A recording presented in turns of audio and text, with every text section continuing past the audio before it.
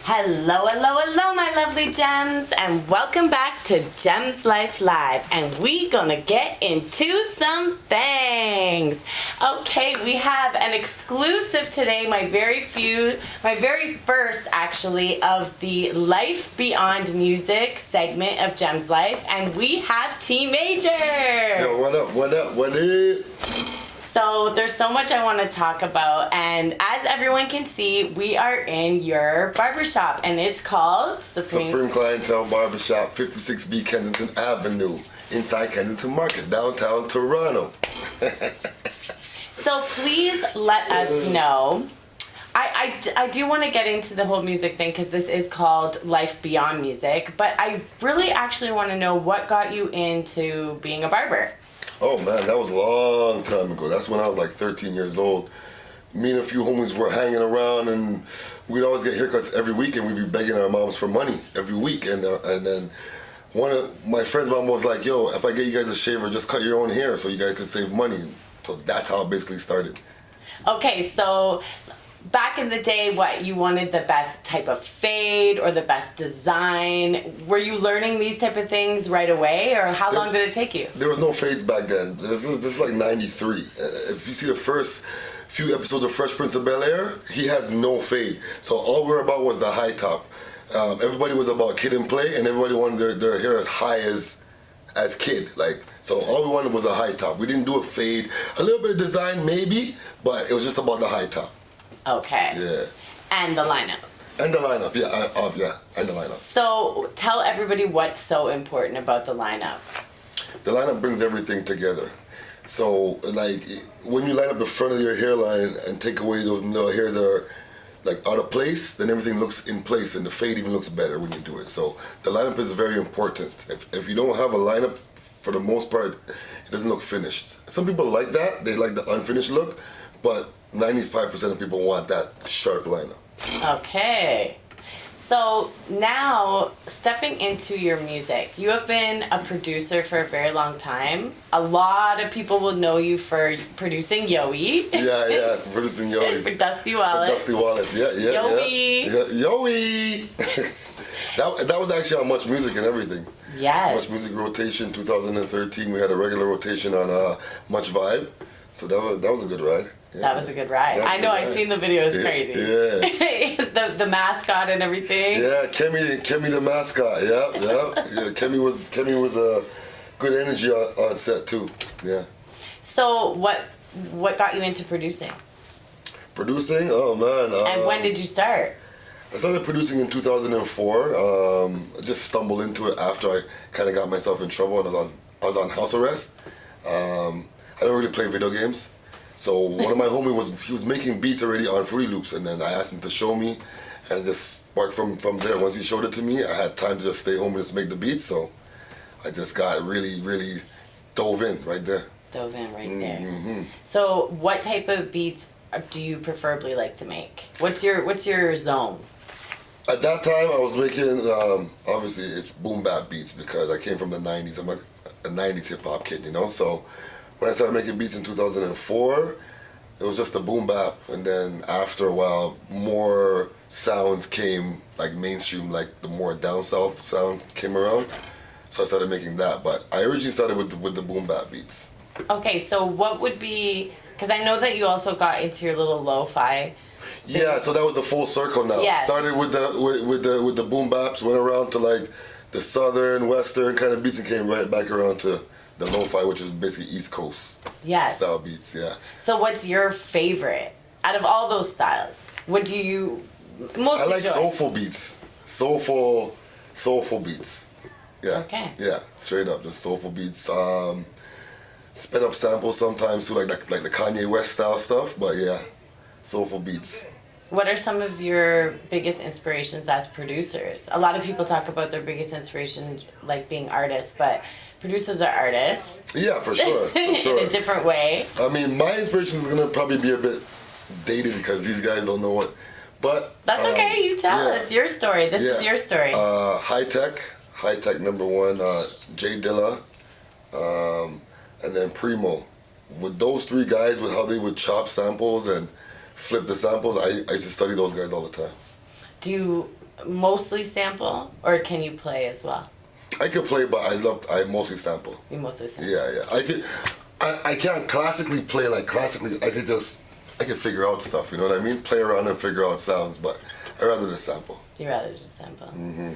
So where do you sample from? Who are some of your favorite like artists to sample from? Like, what do you go to when you're digging in the crate? Oh, those are secrets. Come on, you gotta give a little bit of sauce. First of all, I don't do anything like a Motown. I don't do that. I do rare records. I'll tell you one that I like. It's a French record. This guy named Andre Gatineau. Every time I listen to his records, there's always some kind of riff or loop on there that I like. So I'll give you that. It's a French record. Andre Gatineau, I like him, so that's one of them.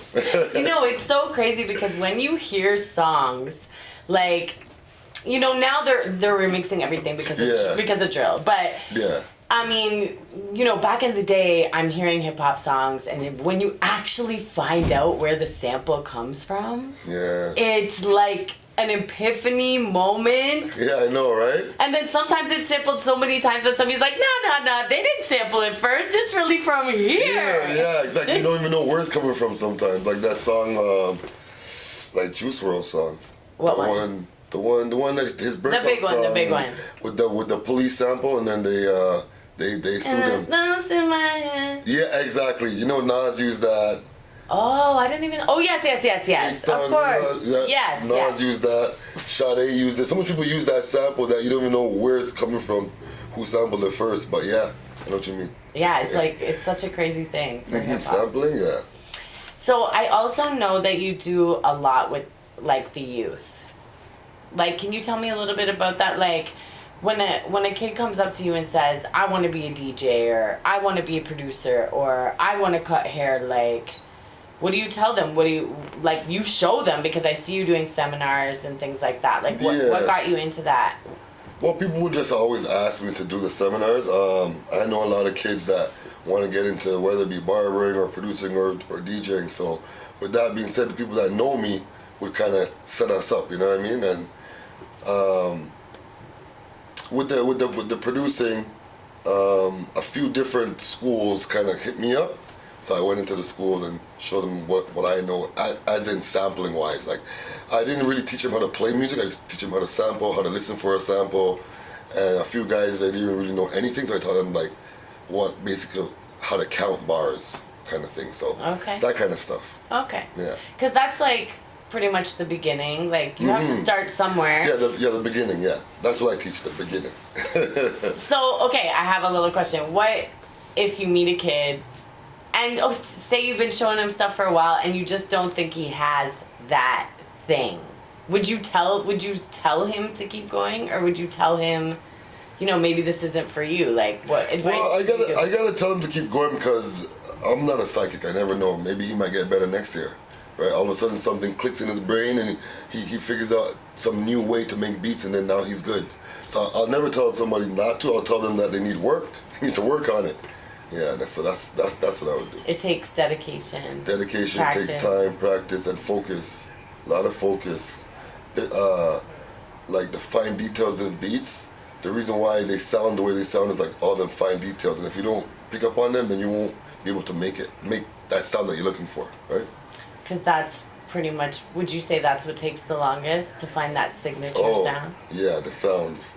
Sitting there trying to find sounds that work together takes long. It can be fast, but it could be really long. Even days. Days? Days. How long have you worked? Like, yeah, what was the longest you ever worked on a beat? Oh man, beats are not done until they're out on the road. So, I mean, I've spent probably 2 days, 3 days trying to perfect a beat for someone to listen to it. But even then, I'm still nitpicking it until it get put out, right? So. Are you perfectionist to the point where you won't let it go, or you just? No, yeah, okay, here it's done. No, I'll let it go. No, I'm not Q-Tip with it. Q-Tip is the guy that holds on to everything. Nah, I'll let it go. You know, for me, artists that I give my beats to, they hold on to this and get me pissed off. They don't let it go. You know what I'm saying? So yeah, no, I let it go though. I want everyone to hear it, you know? Good. Yeah. Okay, so being from the Jane Strip, right, and where you come from, you've seen hip hop evolve in Toronto, Canada, from way. Oh yeah, from way back, from dancing, from the time when artists used to have dancers on both sides of them. You know what I mean? That was the thing. If you were an artist, you had to have dancers. Where's the entertainment? You know? So that's like what, 88, 90? Those days. Can you name a couple of Toronto acts from those days that you remember? Well, the one that everyone knows that he was like the main guy, which is Maestro Fresh West. He had his two dancers. We used to watch his videos, watch his dancers, you know what I mean? Try to copy, imitate them. Because back then, in hip-hop, it was about dancing. Like, you'd make a circle and you start dancing. That's how you get your girls, that's how you get your props. You have your high cameo, you go in the middle of the circle and you bust a move and then everyone knows who you are, you know? So, yeah. That's dope. So is there any artists that you worked with in Toronto that, other than Dusty obviously, that gave you that notoriety that, okay, we're doing this, we're part of this history? Because you're definitely a part of the hip hop culture in Toronto and a part of the history. Is there a few things that really stand out to you? Oh yeah, Frankie Payne, man. Frankie Payne. Me working with Frankie Payne, because you gotta understand, Frankie Payne has been doing music for way before I even thought about doing it, right? From in the early 90s. So for me to come around and start doing music and then him hearing my music and then reaching out to me saying, I like your stuff, let's work, I felt like, yeah, I'm part of this Toronto hip hop history now, you know what I mean? In that sense, other than Dusty, but yeah. Yeah. Frankie Payne, man, yeah, he made me feel like, you know, you're part of what we built, you know what I'm saying? So yeah. So what ultimately, I mean, I called this segment Life Beyond Music. Not because, you love music, you still continue to make it. Will you continue to make it? Oh, you're done. No, I don't make no music anymore. It's been about 4 years. I haven't. You're saying it's over. Yeah, my stuff is in storage. All that. It's been about 4 years. All my stuff has been in storage. So it's really Life Beyond Life Beyond Music is the Barbershop right now. That's all. And I love it. I put all so my beautiful. energy, all my music strategies, all my promotion energy, all my promotion money, I put it into the Barbershop now. That's so you're taking the blueprint and all the energy that you spend doing. And all the people that I gathered on my Instagram, and I'm just like, this is what I'm doing now. Come see me. Come see me. Right? Smart. Yeah. Very smart. Yeah. So all those people that know me from music, now they can see what I'm doing now. Right? Yeah, and it's very successful. Yeah. Congratulations. Thank you very much. Congratulations. So, I know that you have a bunch of accolades and awards. You just recently got an award. Yes. For barbering, yeah. Yes. I went to the No Games barber battle in Montreal, and I got second place for best beard. That's the first time I ever competed in barbering in all my years of cutting. I've been to different events, expos, barber battles. I never competed. So this year, I don't know why I got the bug, and I did it, and I placed. So I'll be doing it again next year. And that's for barbering. In music, I got my producing. I got my producer of the year for the Cut Awards in Edmonton. So the Cut Music Awards. The Cut Music Awards, yeah. So I won producer of the year. I think that was 2016. So that was a good time as well. Good experience going to Edmonton, seeing all the people there, coming for the award show. And the award show was put on. It was done well. Like he did it very good. It was a good venue, good coverage. So yeah, it was a good time. So okay. So what made you ultimately decide that this is it? I'm gonna stop doing the thing I've been doing for 20 plus years, this thing called music. Mm-hmm. What was the final thing that clicked in your head that just was like, you know what? I've contributed, now I'm gonna do something else. What was it for you? There's a few things.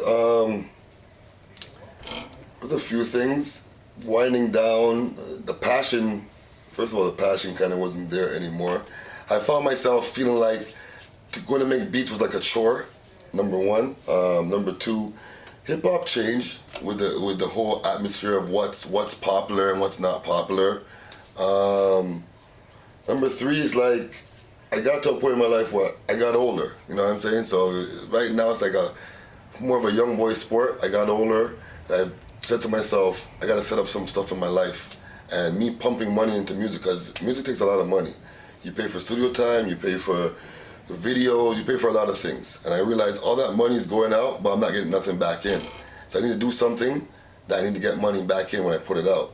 So I kind of just seen all my equipment, and some of it I just saw dollar signs that I wasn't getting, and I said, what could I get with this stuff? And I turned all of my producing stuff into shirt printing stuff to support my main nest egg, which is my barbershop, right? So with that, I just started getting into this whole mindset of return on investment. What's my return on my investment?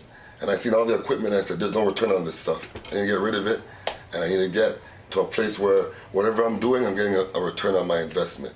So the barbershop, I do stocks now too, and I print shirts, print clothing. So I'm just about business now. Like, I just need to, whatever I put in, I need something to come back out. You know what I'm saying? And music right now, there's no money in music. There's no money. You spend a lot of money, but to get money back out, you're not gonna get it. It's mainly a popularity contest. That's what I really see. It's just people just being popular. And I think I can say that because a lot of guys who are on top of the food chain are still going to jail. Why is Young Thug going to jail? Why is he still doing street stuff? Because the bread, what he's saying that he has, probably doesn't.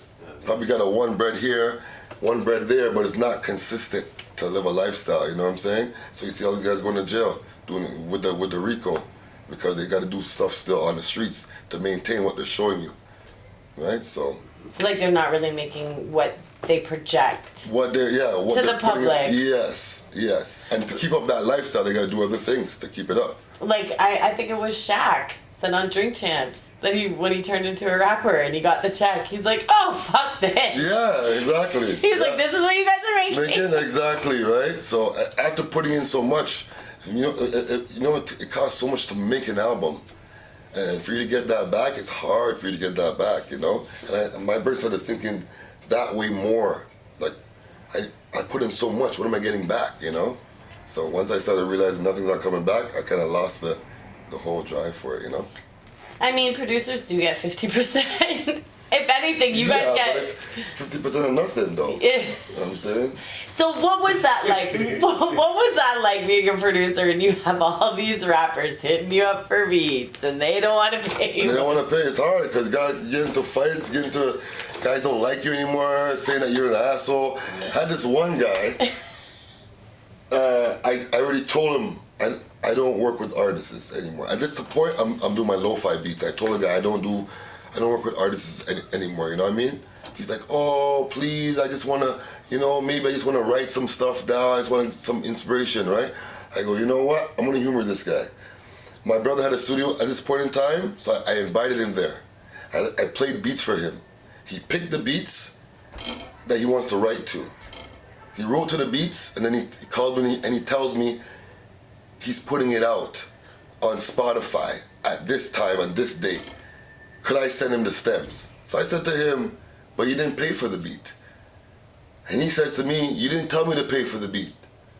I said, you said you're gonna write to the beat. So if you're gonna write to it, that doesn't warrant me charging you. But if you're gonna put it out and you're gonna make money off of it, well, I need to make money too. And he didn't like that. And he's asking me, he wants to fight me, asking me, where are you? Let's square up right now. Where are you? I wanna throw a fair one. Where are you? I go, bro, I didn't even answer him because you're fighting me for my stuff, right? And that's what a lot of guys do. Like, they just want it for free. So that's the bad side I didn't like about it. That didn't make me stop, but that's what I didn't like about it. It's different when you have an artist, like you've worked with artists that you really believe in and you know that they're putting... Yeah, that's different when you have artists that you believe in and you guys are working together. But it's different when you have random guys who are like, I need a beat because I'm doing an album, so I heard you're hot, let me get a beat from you because I'm doing something from my album. All right, so then where's the payment, And for me to get the back end, a lot of artists here, they don't have SoCan. They don't even know what SoCan is. So if you don't know what SoCan is, how am I gonna get my money off of the back end? Because there's no back end. It's just YouTube and the friends and the numbers and that's it. Popularity. So do you think, now Toronto's getting a bit more shine But just as you said, you think it's a young man's game now. Yeah, I mean, for me, it's the money, man. There's no money in the game. Meek Mills was complaining yesterday about in 10 years he made $11 million, and for me, he was like, that's wow, but how much did he generate? I think he said that song made $24 million. And then he said, one song. And then he said, how much did I make? And the guy goes, you got a plaque. What the hell is that? You know what I'm saying? The man goes, how much did I make off it? He goes, looked at the numbers and goes, oh, but you got a plaque though. He didn't make no money on it. He doesn't even know. They never know. And he said, in my other businesses, outside of music, I know exactly how much I make, how much I spend. But in music, they're just running me around in circles, right? So, I mean, you see what's going on with Kanye and all this crazy stuff. Mm-hmm. Do you think... What do you think about it? About Kanye. I kind of stopped watching it after the first interview. I didn't watch the rest.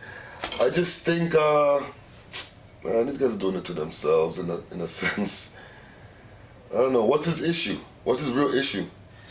I mean, he thinks that a certain group of people run the world and cut off his money. He can't use his Apple Pay, and they took all his deals away because he's talking about wanting to say that we are those people that you claim to be too. And I guess it's that whole thing with Kyrie. And if you go to somebody's house, you can't tell them what to do in their house, right?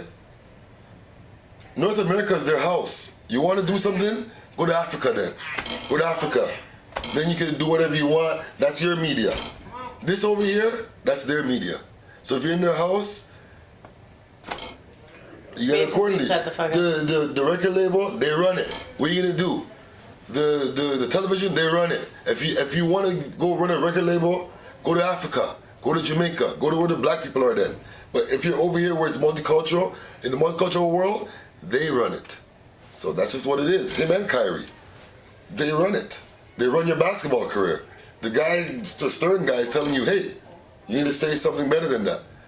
You don't want to listen to him? Go play in the African League then. You know what I'm saying? But they don't want to do that because you know what? It ain't really about that. Tasha K went there.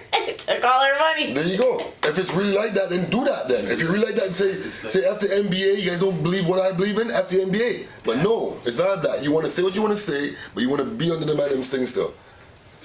I mean, Nas been saying it since Belly. What? Let's go to Africa. Yeah, exactly. Yeah. Right now, the way things are set the way they're set, and you just got to work with it. And that's what it is. If you don't want to work with it, then go to where you come from then. So that being said, what advice would you give a young person now pursuing music in North America in these times? If you could say one word, one thing of advice. It's on you. It's on you. I can't say that they're not going to make money, right? Because I can't predict it, just like I can't tell someone they're not going to get better at beats. But I can say it's a high rate that they're not. Like it's an 80-90% chance that they're not going to make any money. And if they do, it's like you're making money to pay back. Because if you get into a deal, the music business, it's so messed up when it comes to business. You take an advance to pay it back. Yeah. Right? With interest. With interest. So you know what that means? You're supposed to make your money elsewhere. Not from selling your records. Did you know that? That's how the music industry runs. You take an advance to pay it back with interest, and you did good, here's the next advance. Pay it back with interest. So you make money off of everything else that you do outside of it. You make your deals here, make your deals there. That's the messed up business model, bro. That's why Shaq sees the money and goes, yo, I'm out. Because the business of it is really messed up. Like, that's why these bands tour till they're like 80. There you go. Like, people think, oh, these bands are great. They tour till 80. No, they have to. They have to make money. That's how they make their money. Because the record sales goes right back to the label because you took an advance. You know what I'm saying? People use that advance and buy cars and stuff. And then it's like, yo, you got to pay it back. Oh, you didn't make it back? Well, wait till you make it back. You know what I'm saying? So I'm into business now, and I look at music business, and I look at the return on investment. The music business is not a place to be if you're into business. No. or if you're trying to make money. They always say it's bad business. Yeah, it is. It is. One man. of the worst. It is. If you're trying to make money, trying to prosper, trying to set up something, or trying to get like a residual income, the music business is not the place. So how do you think someone like Maestro has survived? Even From the to early now, days, look though. at him. He's out here with these young guys. He is. Maestro's from the early days of music, though, and he's put his foot in the door. He does acting. He does a lot of different things. I would think. I don't know if he makes money so. And like I said, he's an old school artist, so Backbone Slider's probably giving him checks still. Yeah, right? for sure. Yeah, that's Backbone Slide, a platinum hit. conducting probably worldwide. things, all those songs are probably still. He gets up and he still sees little checks in there, right?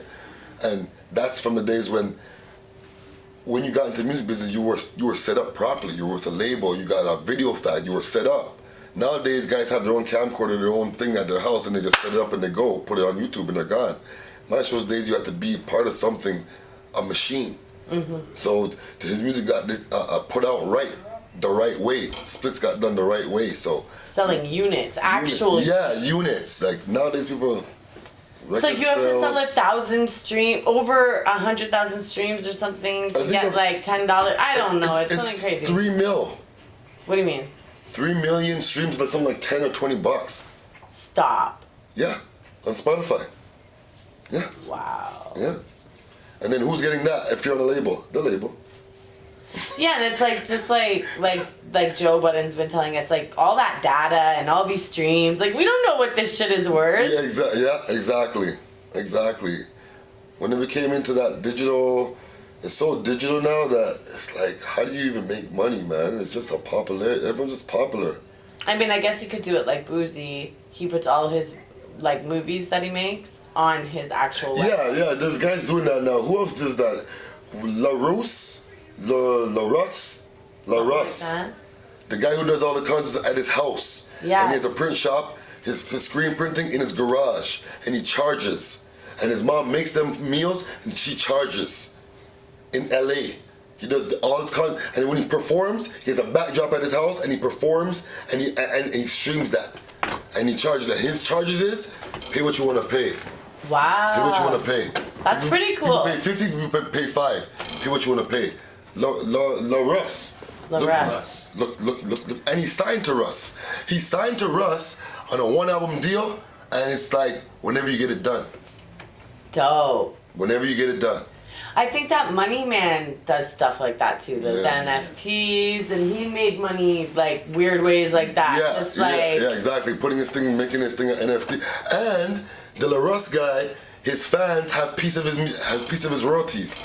Oh yeah, that's dope. Yeah. I think Roni did that here. I think. Yeah, too. the guy's piece of his Ronies, a piece of his royalties. So he's doing it different, and it looks like his model's working for him. You know, the traditional model right now doesn't work. So you got to think of different things, man. You got to think of different ways. Yeah, different ways to make money in music if you're in music.